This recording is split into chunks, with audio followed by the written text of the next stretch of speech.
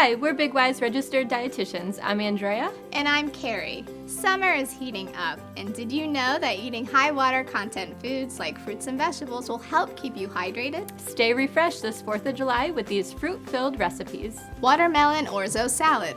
Cook and place orzo in a bowl. In a separate bowl, combine olive oil, balsamic vinegar, cumin, and lemon juice. Pour dressing over orzo, stir and cool slightly. Add watermelon, cucumber, feta, pistachios, lemon zest, and stir. Season with salt and pepper, garnish with feta and mint, and dig in. Red, white, and blue yogurt bark.